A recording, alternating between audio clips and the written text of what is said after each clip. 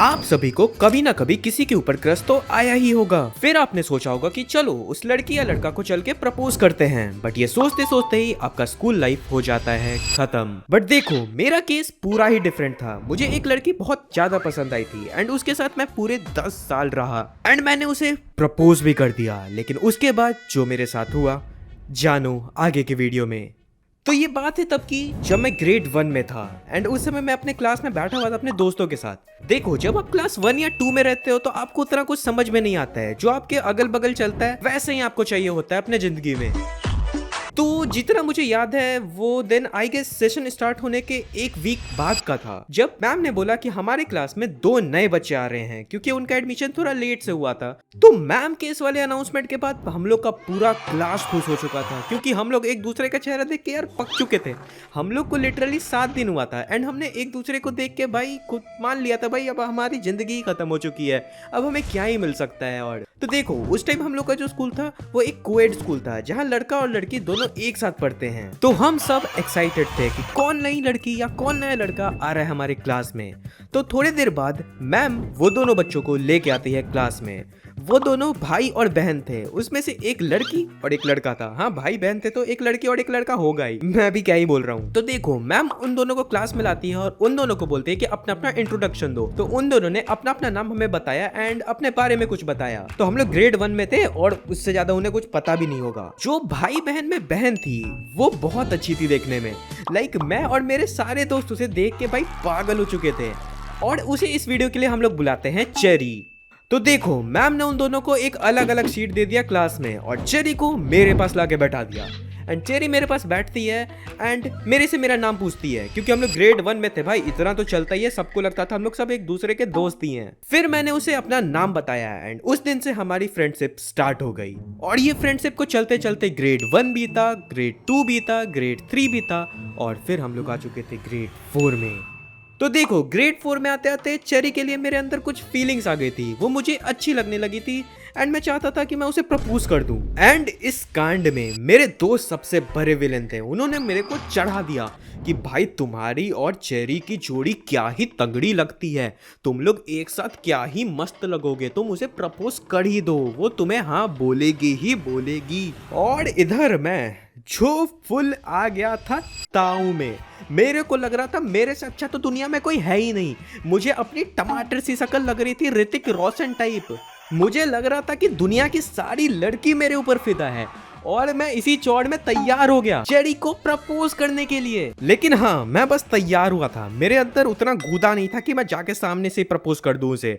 नहीं तो भाई वो मेरे को एक चमाट भी मारती और मेरे को प्रिंसिपल के पास लेके जाती और फिर प्रिंसिपल मेरे को बचा ही देती पूरी तरह से। फिर मैंने खुद को समझाया कि भाई अभी ये टाइम नहीं है, थोड़ा वेट कर लेते हैं। और वेट करते करते और उसके लिए थोड़ी सी फीलिंग्स लेके हम पहुंच चुके थे ग्रेड 8 में एंड ग्रेड 8 में लग गया था लॉकडाउन।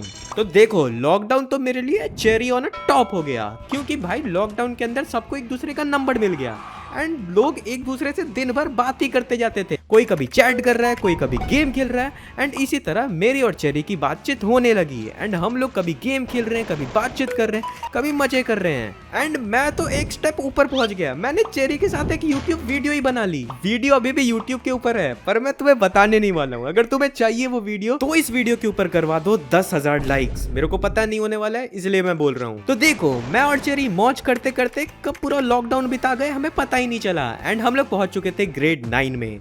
और ग्रेड 9 में आते ही स्कूल हो गया था दोबारा से स्टार्ट और हमें स्कूल जाना था। सो फर्स्ट डे जब मैं स्कूल गया एंड चेरी से मिला, भाई मेरे अंदर उस समय फीलिंग्स ऑन द टॉप था।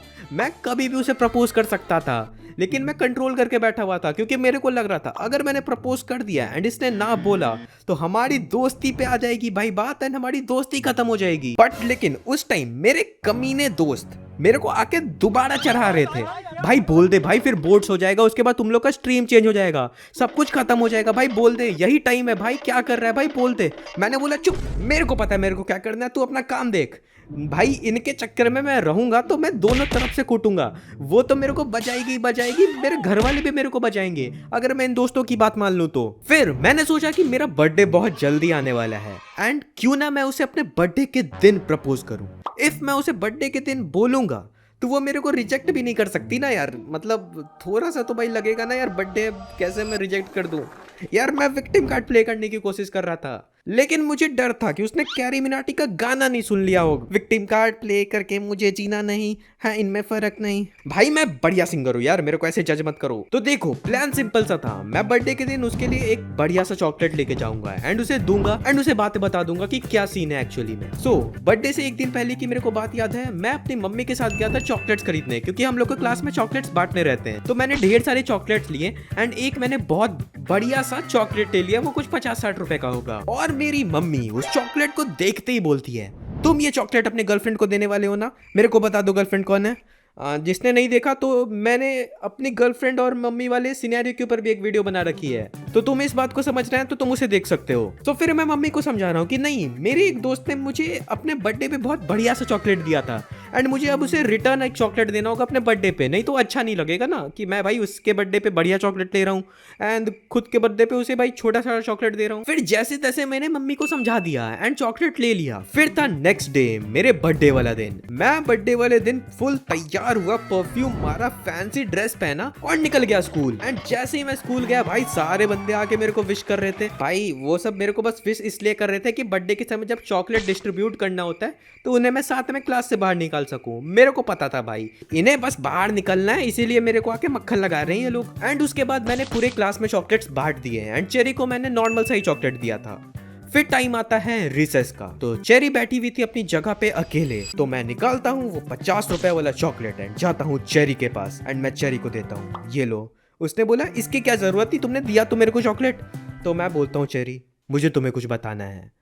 मैं बोलता हूँ चेरी को, देखो चेरी मैं तुम्हें अभी 9 साल से जान रहा हूँ एंड मुझे तुम अच्छी लगने लगी हो। एंड चेरी का ये सुनते ही रिएक्शन था, क्या क्या मैं अच्छी लग रही हूँ, मेरा तो चेहरा भी अच्छा नहीं है, तुम्हें मैं कैसे अच्छी लग रही हूँ।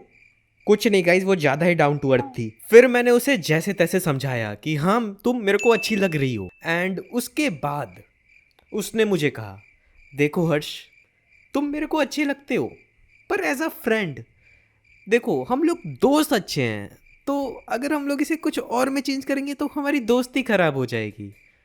लिटरली मैंने जो ख्याली पुलाव बनाया है 9 साल पे, उसने उसे एक सेंटेंस बोल के ही पानी में डाल दिया। अब मैं क्या करूं? मैंने बोला ओके ओके ओके। मैं रोया नहीं, मैं सख्त लौंडा हूँ, अभी भी मैं सख्त लौंडा हूँ। वो तो मेरे दोस्त ने मेरे को चढ़ा दिया था इसलिए मैंने बोल दिया। फिर मैं वहां से आ गया एंड मैंने डिसाइड किया कि अब मैं किसी लड़की के चक्कर में फंसूंगा ही नहीं। भाड़ में जाए वो, भाड़ में जाए प्यार व्यार। अब तो अपन बनेंगे सख्त लौंडे और जाएंगे जिम।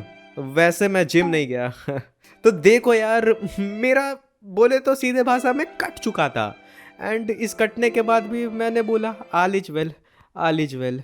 और फिर मैंने उससे बातचीत करना ही बंद कर दिया। मैंने बोला मेरे को इससे बात ही नहीं करना यार, इसने ऐसे मेरे को रिजेक्ट कैसे कर दिया। भाई मैं जानता हूँ मेरी शक्ल टमाटर जैसी है, पर मेरी पर्सनालिटी भाई एकदम सलमान भाई वाली है, इसलिए मैं रहूंगा सिंगल। तो देखो गाइज, भाई मेरे साथ तो बढ़िया नहीं हुआ। मैंने 10 साल लगा के भाई उसके लिए वेट किया एंड मेरा कट गया।